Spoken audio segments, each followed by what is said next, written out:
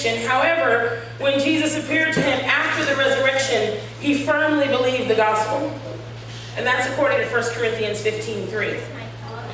And according to Acts 15, he went on then to become a leader, kind of like a bishop in the church in Jerusalem. And this book has been called, the book of James has been called kind of like a proverb in the New Testament. You know how we're going through the book of Proverbs, and Proverbs seems to be that book just gives us some basic little sayings, some little life sayings. And many people said that James was like a New Testament proverb book. And that he seemed to talk about basic things and give just some basic instruction in this New Testament book. He spoke about things like not showing partiality between the brethren.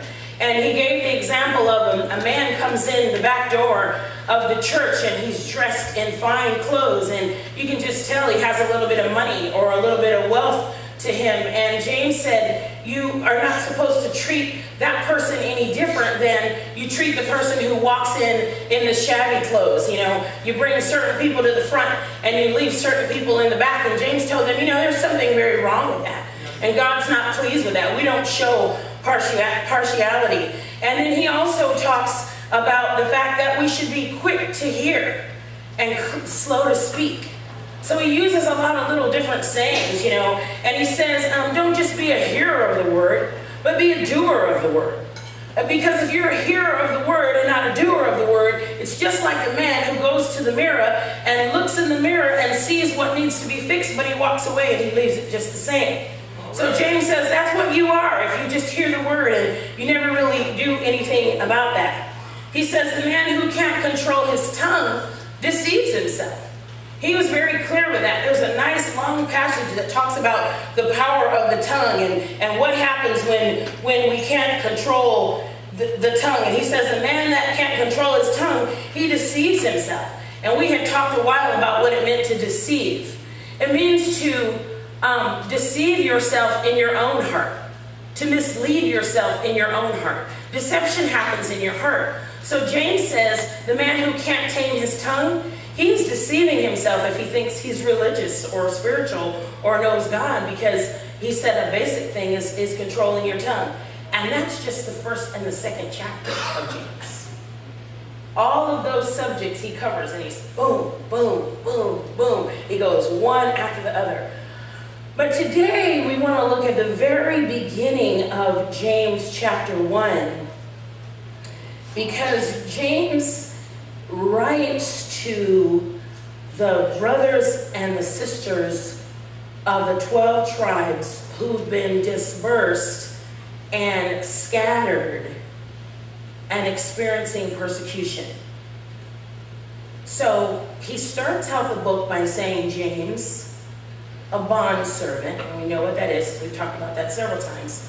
James, a bondservant of God, to the 12 tribes who were dispersed abroad, greetings. And he goes right to the letter.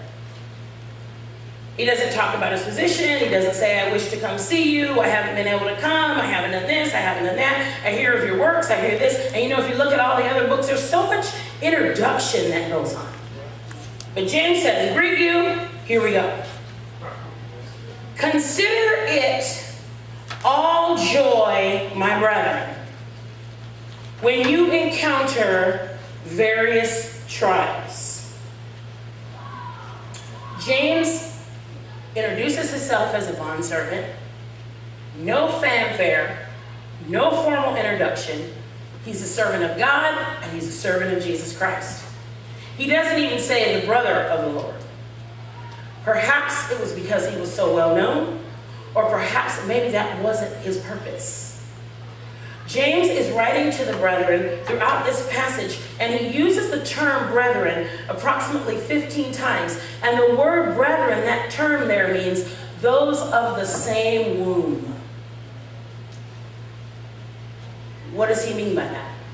Those who have been saved, those who have been born again through Jesus Christ, we are of the same womb. And those are the ones that I'm writing to. He says he's writing to those who have been scattered, persecuted, and oppressed.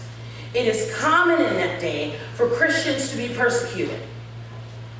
Because Christians who claim Jesus as Lord and Savior, it was very well known that the authorities could enter their homes and their businesses. They could destroy them. They could ransack them, everything they owned, drag them off to prison, and many times it was even known that people would hold a sword to their throat to ask them, who do you choose? Are you going to serve Jesus now? That's persecution. So the trials and the persecutions and the troubles and the things that they're facing, those are the people that he's writing to. And he says to them from the very beginning of the chapter, he says, consider it all joy. To consider, to count, to think of it as joy. He's telling these people who are being persecuted that the first thing they need to do is consider it, think about it as joy. You've got to be kidding me. See the trial, see the persecution, and joy doesn't even really go together. But it does if you take just a minute and think about what he's talking about. Because when you count something, when you consider something, when you count the cost, when you count, when you calculate, when you consider, say you're considering your budget. Once you sit down, and that's why many of us don't like to do it. I know, it's just a hard thing. When you write down and count your budget, doesn't it affect how you spend? You write down what everything costs, how much it costs, how much the gas will be, how much the phone will be, how much the electric will be, how much the mortgage is, how much the groceries are. You count, you calculate, you evaluate, and you consider what you have. So James knew that that was the first thing they needed to do. They needed to count what they were going through. Luke 14 says, Jesus says, what man sets out to build a tower and doesn't consider or count what it will take to finish? That's the kind of count that he's talking about. That's the same definition that he's talking about there. So he considers what it will cost to complete it. So James knew how they counted the trial and the tribulation they faced was key, because it would determine how they faced it. It would determine their response to it. And so it does for us today. If I look at it the right way, I can get the correct purpose. I can evaluate it correctly as to why I'm going through it. So he tells them to count it all joy. To count it is to see the purpose clear. We need to see this trial as this test as valuable from the start, or we will never gain the benefit. So the test that you're going through, the trial that you see right now, pretend and know that James is speaking to you today. You have to consider it correctly. We must discern past the surface, brethren, sisterin, all of us of the same womb.